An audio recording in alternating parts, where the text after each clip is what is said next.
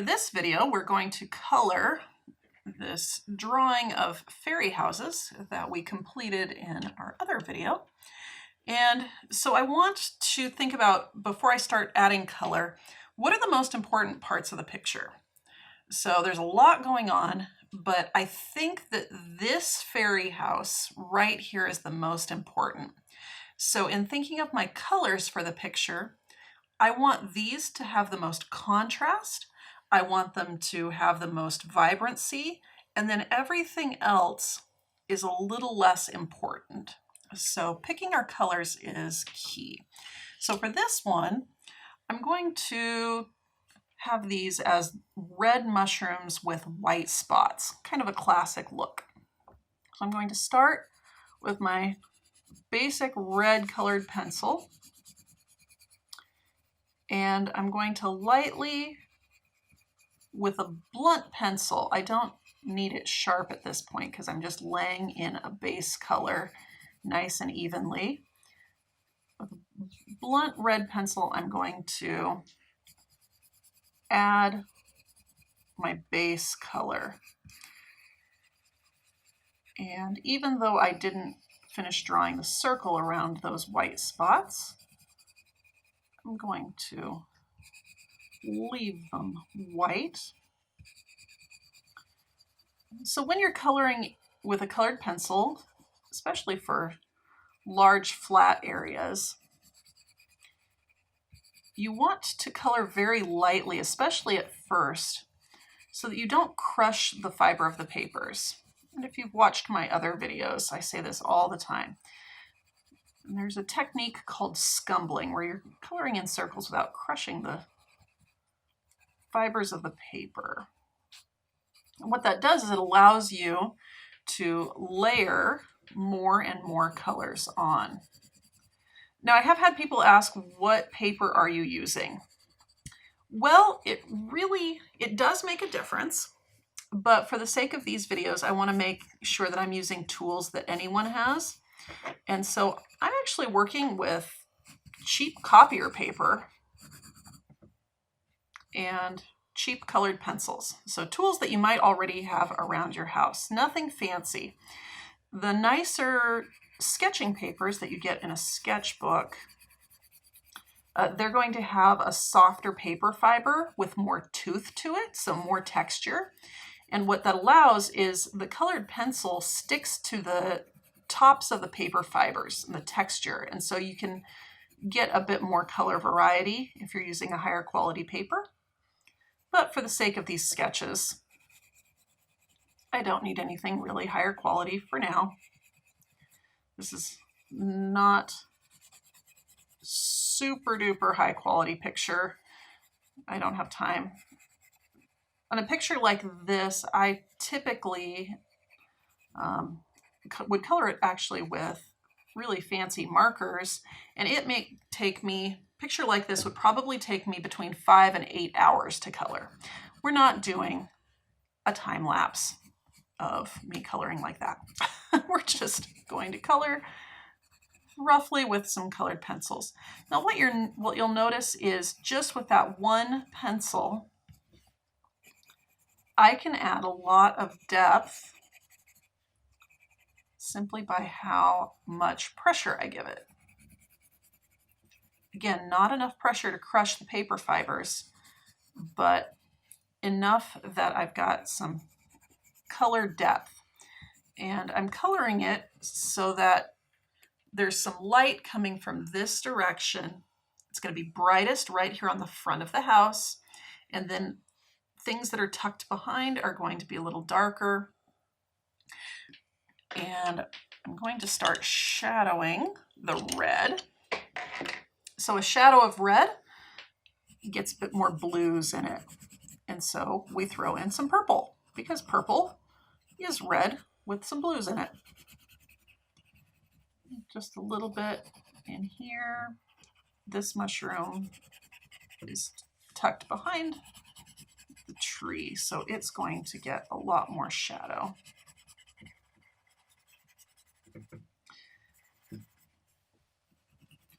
Again, I don't want to crush the paper fibers.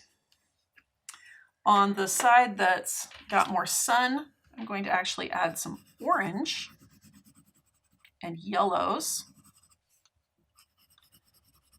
so that it feels even brighter.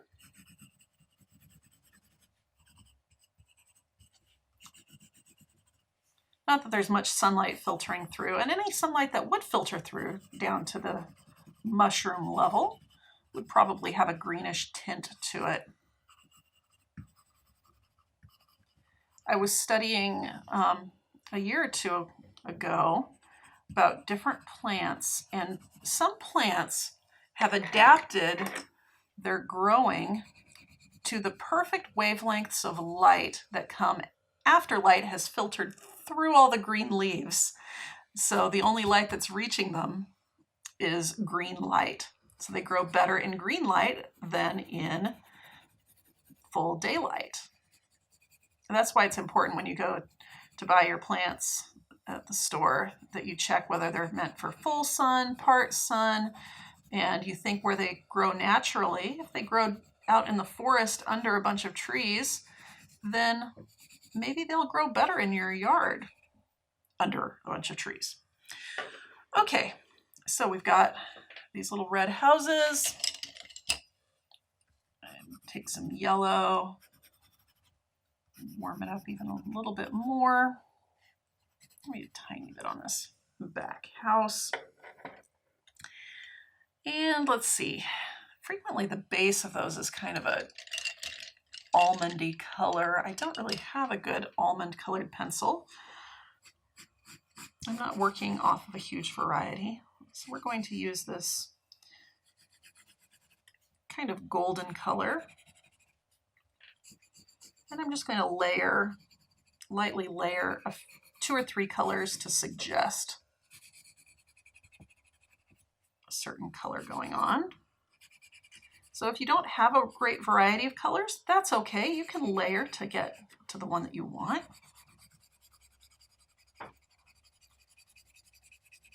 And if you look at famous paintings and works by artists, you'll see that they throw lots of colors, particularly into the shadows. So I'm going to color lightly this kind of yellowy brown color. And then in the shadows, I'm going to throw some blues because shadows are cooler. There's less daylight that reaches them, and so they cool down. So you can make something look shadowed simply by adding blue. And the windows, we'll put some blue in the windows. There we go.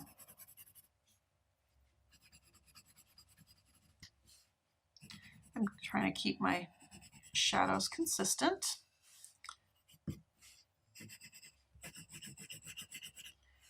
And then this little house tucked back here. Put a lot of blue back there. Might be hard to see on the camera. The white spots. There we go. We'll do a red front door. It's popular on people's houses, and we'll have the front door match the roof on the fairy house. There we go.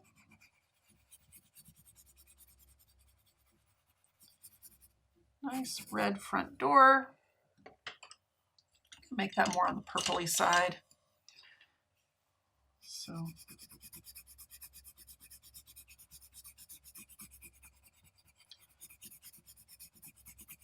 layer in a little darker red.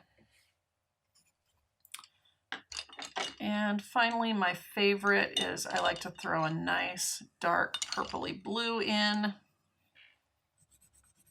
There we go.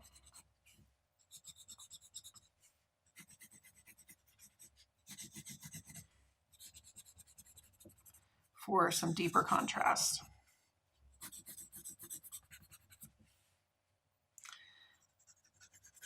All right. And I could put a lot of effort into this, but we need to worry about the whole picture. Oh, we've got that, whatever that thing is above the door. There we go. It's red now. Okay, we're in the forest. I'm going to throw some little hints of green into the picture because there's green light bouncing off of everything, as I mentioned before. So adding little hints of green every now and then, not heavy, but just enough so that there's green light filtering into the picture.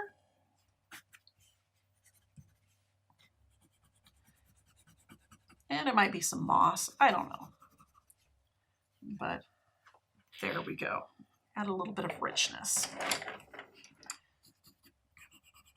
Get this window. Okay, I'd better stop. All right, so that's our focal point. And if we're concerned that it might be not seeming quite so focal, I'm going to add a little bit more bright yellow to it, just to remind myself this is the most important part of the whole picture, is this red fairy house. Now we're going to get into the rest of the woodland, and I like to work out from my central area.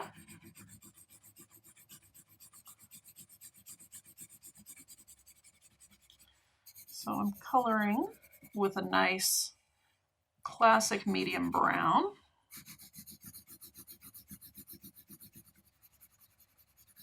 In this case, I'm coloring a bit more in the direction of the tree bark, but again, very loosely so that I can layer lots of colors in. I don't want to see individual strokes on my pencil work.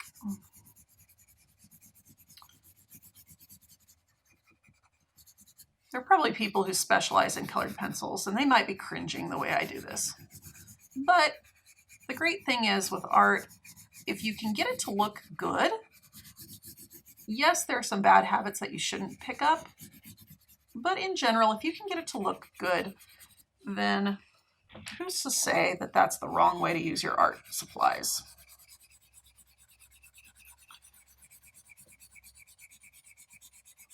So I'm filling this in. Again, I don't want it to look like it's streaky, but just in case, I am coloring more in the direction of the tree bark.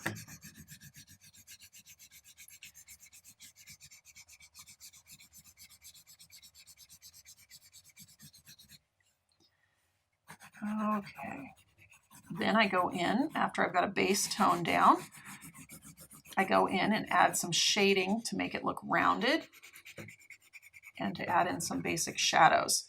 So for consistency, you see that on each of these trees, the shadows are going just slightly in from the edge, and they're on the same spot on each tree. So you want to have consistency in your picture.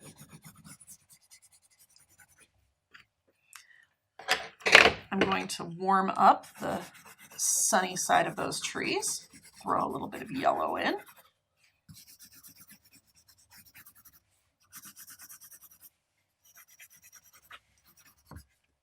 Cool down the shadow side with that dark purple. You think you're shadowing brown with purple. Yep, I am.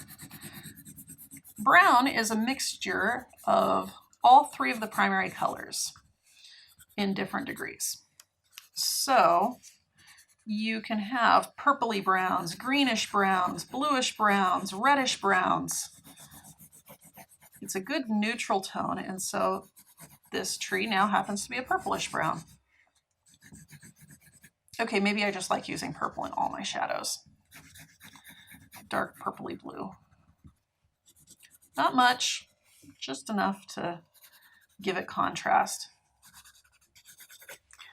They say that, you know, babies focus on things that are high contrast. That's why a lot of babies' toys are bright colors or black and white high contrast to teach them to focus. And so areas of your picture that have high contrast, I'm throwing some greens in just like we did on the houses. Areas that are high contrast are going to keep people's attention longer. So if you spent a half hour drawing your picture like we did for these fairy houses, then I would like my audience to look at the picture a little bit longer. And it's going to take me a while to color, so I want them to look at the picture. And so if by strategically adding shadows that add contrast and make my picture more visually interesting, and they look at it longer, then that makes me very happy. And I'm going to do that in my picture. Not a ton of contrast, but strategic. There we go. This picture's already coming to life. We've got these ferns that are in front. I'm going to color a lighter green.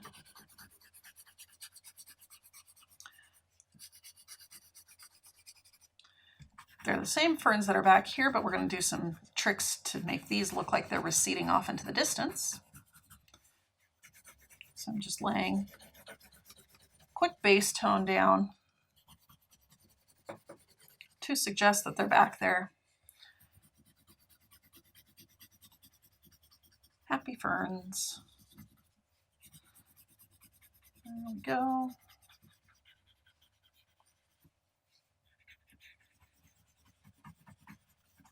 So we've got, with a very blunt pencil, I save sharpened pencils for my fine detail work.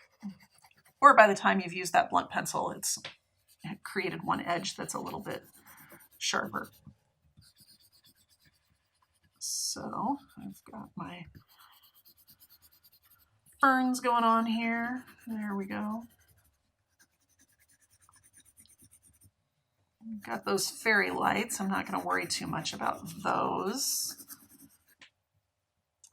If this were a nighttime picture, then we'd have to worry about our shadows and lighting a whole lot more. Okay, so we've got a base layer of green. I'm going to take a blue-green and darken right where those ferns are tucking behind things. So contrast. Ferns are tucking behind the house.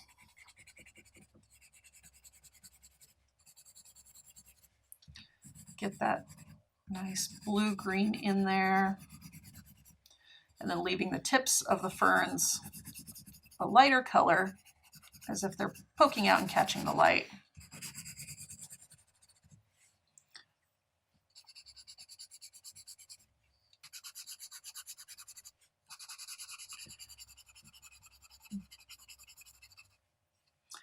And again, my favorite purpley blue in the shadows to really give contrast.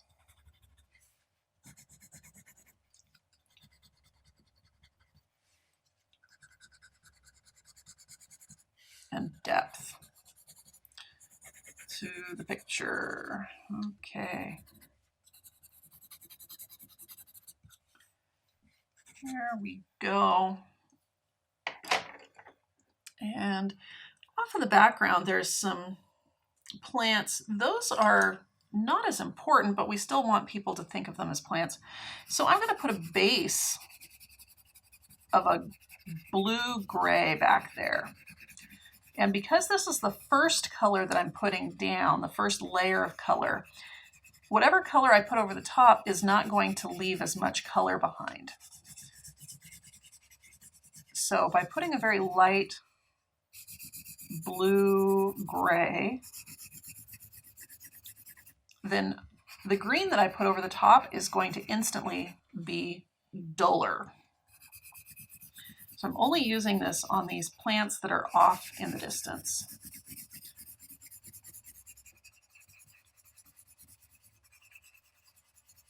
And I don't want streaks. A little bit of streaking going on. That's from laziness. I need to slow down and do a better job. But this video will get really long if I slow down too much. Okay.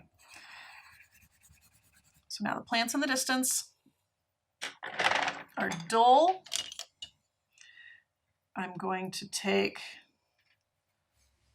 a green and lightly layer it over that gray-blue.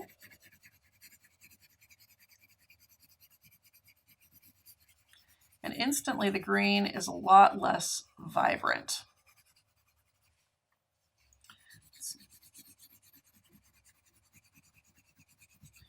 You can tell that this is not the most important part of the picture. Or at least hopefully you can tell that this is not the most important part of the picture. This is just something out in the forest. And in fact, you could layer more blues and grays in to really show that this is not important. Colors off in the distance tend to have more blue in them because the atmosphere around our planet is blue. All of the water molecules. And so things in the distance tend to look blue. You know, from space, we have a blue planet. So things in shadow get more blue, and things off in the distance get more blue.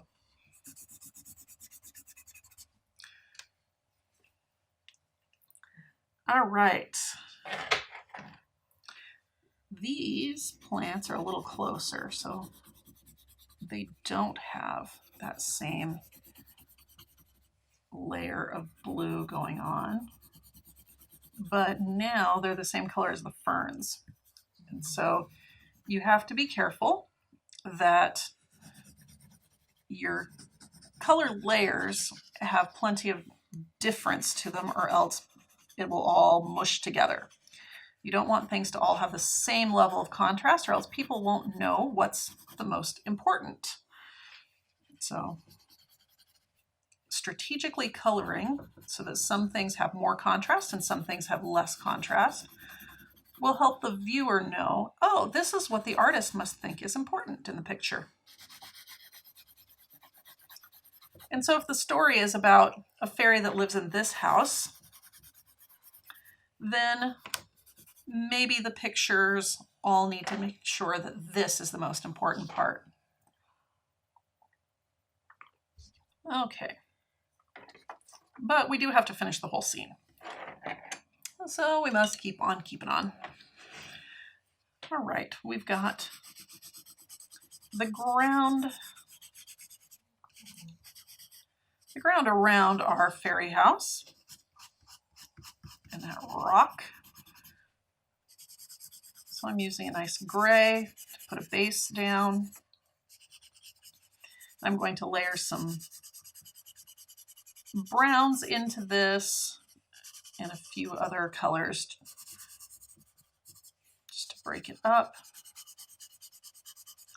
because the ground is not one uniform color. It's made up of lots of old twigs and sticks and bark bits and healthy dirt bits that worms have all chewed up and spit out and give us nice rich soil. So we want to make sure that the ground is not just a flat color. Flat colors are boring. they just don't go anywhere. They don't do anything. They don't feel natural because our world is not made up of flat colors. In real life, our colors have lots of variety to a single color.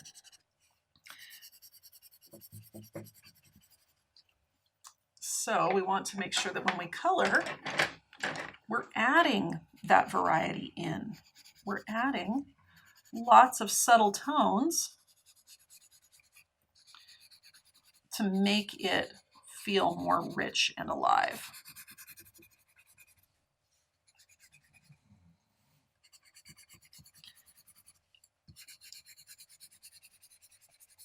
So I'm adding some of that yellowish brown that we used on the house. And it's okay if some spots are stronger than others. I'm going to put my darkest colors around the edges of the picture, just to emphasize. There we go, the focal point. I'm going to throw some greens in because we know there's greens. This is the forest. It's got lots of greens going on. Little mossy bits. And then I'm going to darken the edges of the picture.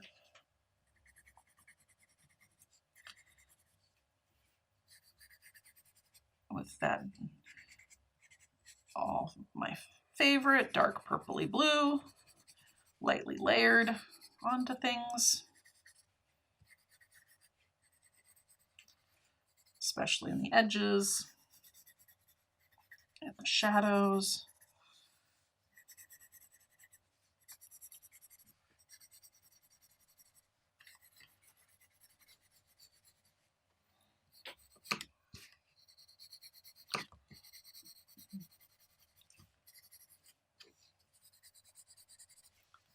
There we go.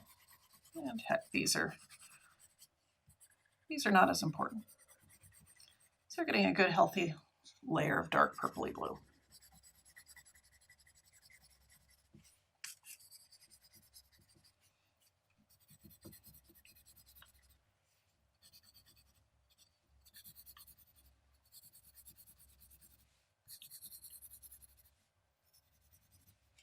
There we go.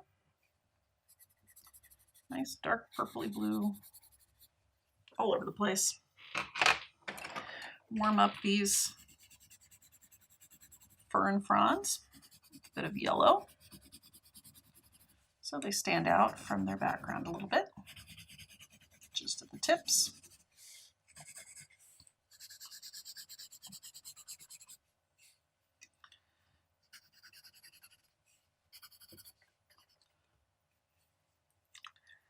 All right, and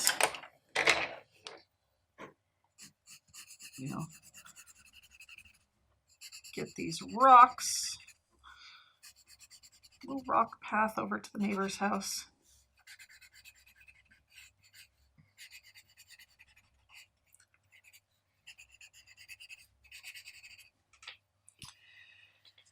Okay, to make the rocks look flatter, you can do a shadow that's shorter. So I'm just going to put a little short shadow on one side of each rock so that it looks just a little flatter, because right now those are really round rocks and it might be a little hard in the middle of the night to step on. You'd step right off them. So practice coloring a rock to see how can you make it look flat, how can you make it look more rounded. And these still look pretty rounded, but at least their feet won't be getting dirty. Then again, if they're fairies, maybe they can fly. Maybe they haven't got their wings yet. You got to be conscientious of the fairies who don't have their wings yet. equal rights for all fairies here. All right. Got a little fairy well.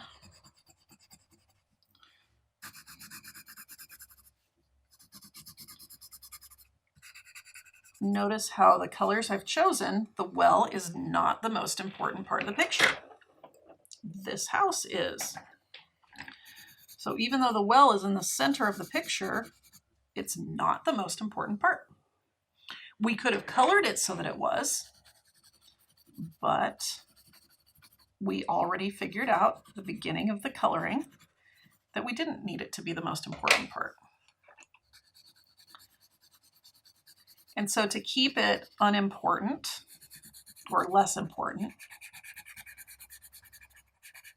anytime I've got some color contrast going on, so you see how the brown is warmer than the cool tones around it, I'm actually going to tone it down by layering in some blue-gray.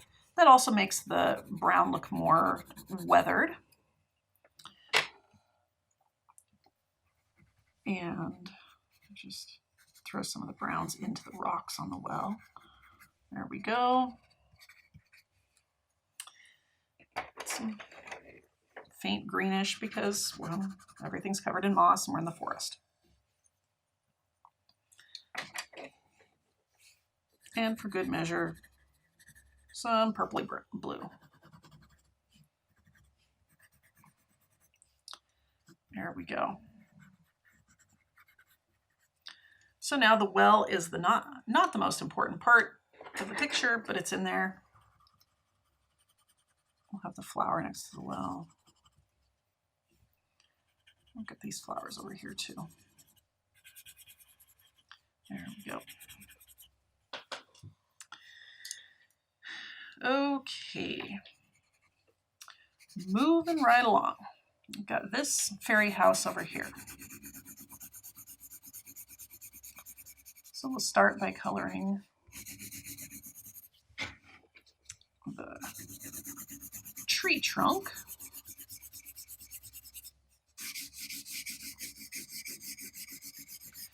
Again, the blunt side of the pencil, coloring a large area very lightly, allows me to color a lot faster too.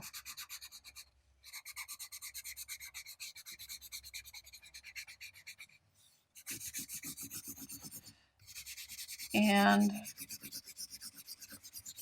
here, I'm going to imagine that while the light is coming from this direction, it's also coming down.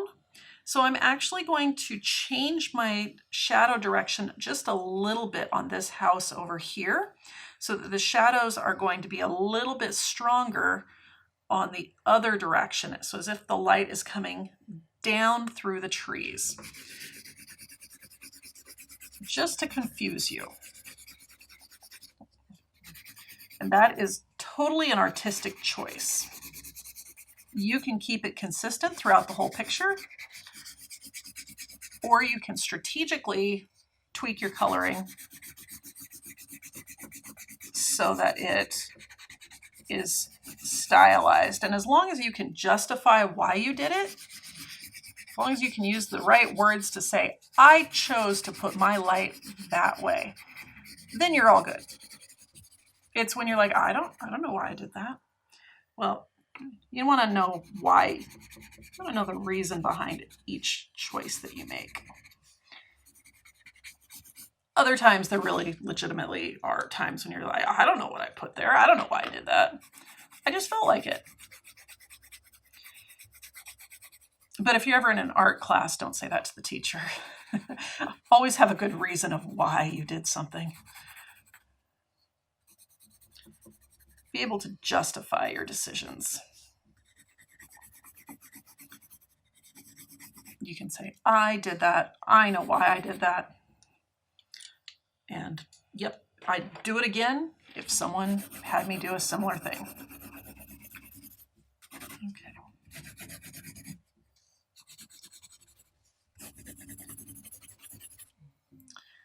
All right, so we've got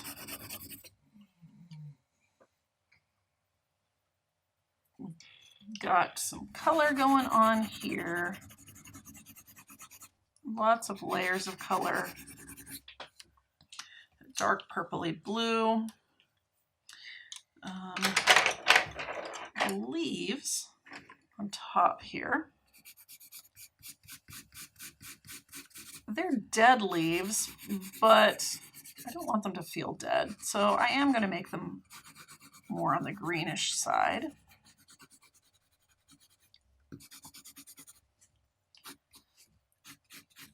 And then I'm going to layer some brown into them.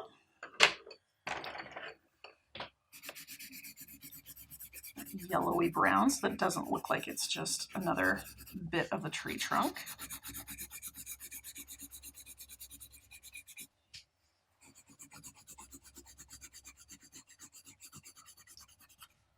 There we go.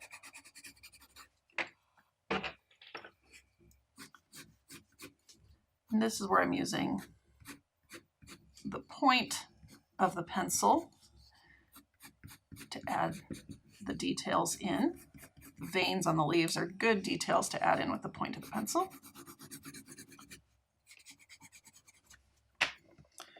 There we go.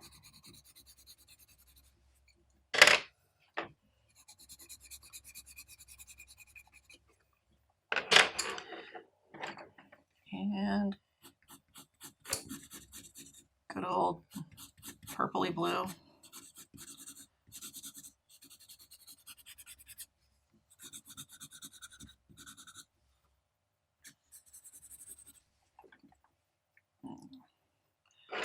All right.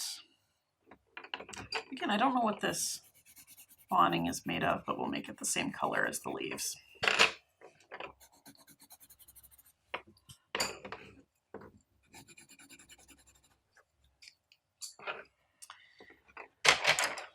Okay.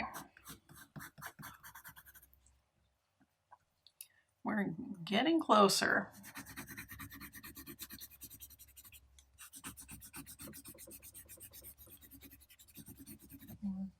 Get those ferns, a little bit more definition on this side of the picture. And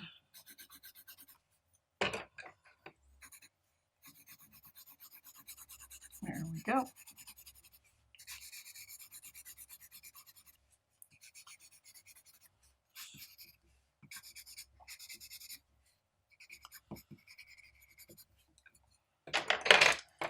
Layer in some dark purpley blue into the shadows, because I love to.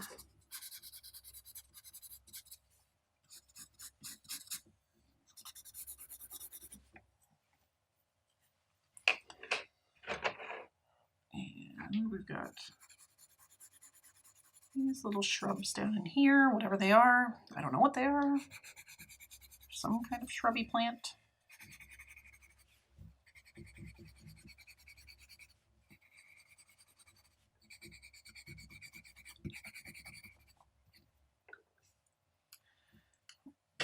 I want to warm up those fern tips.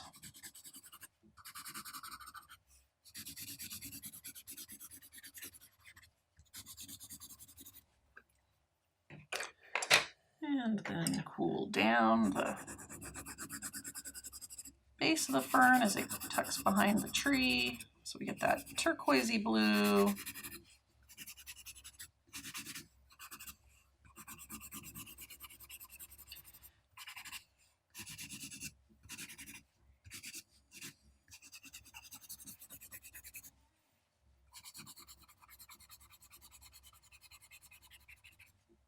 Throw some of that turquoisey blue back in here.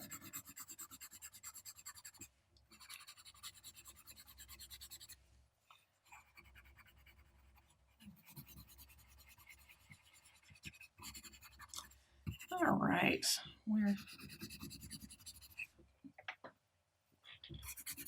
we got a lot of colors going on, but none of them are really complex by themselves. It's just the way that we've layered them that make them more complex. So you don't need a huge range of colors. Okay, well, you know, it's fun to have lots more colors, but you can get by with a lot of different colors that you've already got. So just using them in different ways, layering them in a variety of ways to come up with the effect that you need. Okay, we've got our final little house over here. Yes, it's built into the tree, but I want it to feel a little bit different than the tree color. So I don't want to just use the same browns as the tree. So I think we're going to make this one darker than the tree. So this time I'm going to start with a base that's darker. And I'm coloring in the direction of the wood grain coming in. And we want this to be a very dark wood. So darker than the tree trunk.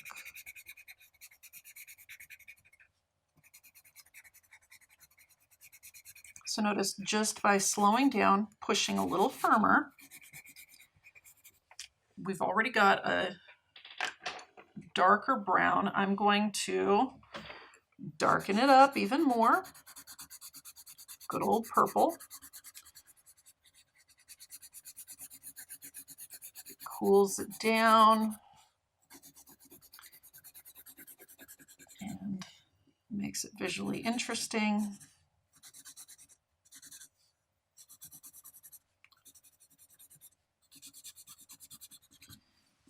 Get the shadows under there, deep, deep shadows. Remember, this guy's house is not as important, so we don't want it to overpower. So we can even make this entire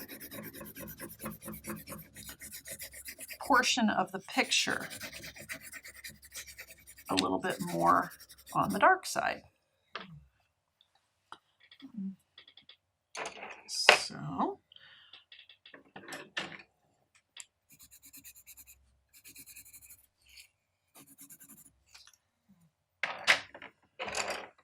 I might even throw a little bit of black. I frequently don't use black because black is so dull. It has no life to it. But because there's so many other colors in this picture, and I'm not putting down a bunch of black, then now I can throw some black into the shadows to dull it down, and that's okay.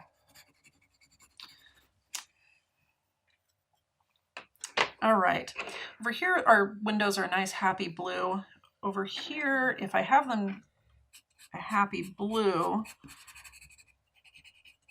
then they might draw too much attention to the picture.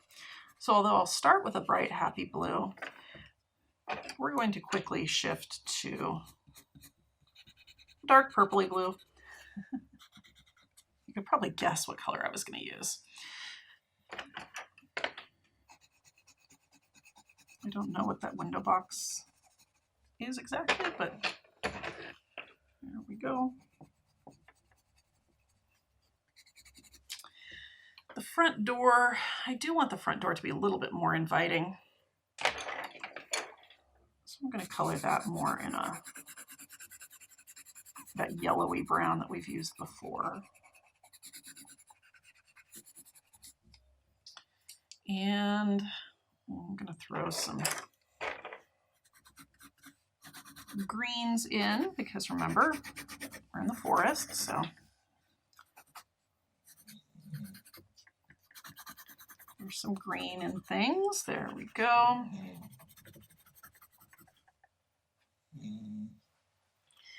We're going to throw some grays in. We're almost done. This picture is coming together so nicely, which is good because we've spent about 45 minutes coloring a single picture, but it gives you an idea from start to finish how I pick colors and how I'm strategically picking colors. You as the artist are I don't want to say manipulating your audience, but you are. You're totally choosing to tell them what you feel is most important about your artwork. And so you do that not with words, but with your color choices, with your composition, what picture parts you put next to each other. And so the better you get at telling your audience, hey, this is what I think is the most important, then the better you are at conveying a message. And if you don't know if you're doing a good job, this is where having a good friend comes in. Draw a picture, color it in, and then before you talk about the picture to the friend, just say, I want you to look at this and tell me what you think is the most important part, or what stands out to you first as you look at it. And if it's not the part that you thought was going to be the most important, then practice. Try it again. Color it a little differently. Draw another time. But with our picture today, as you can see, it's very easy to tell this is kind of lost in the shadow. This is the most important part. And yeah, it took a whole pile of colored pencils, but in the end, I'm pretty happy with how it came out.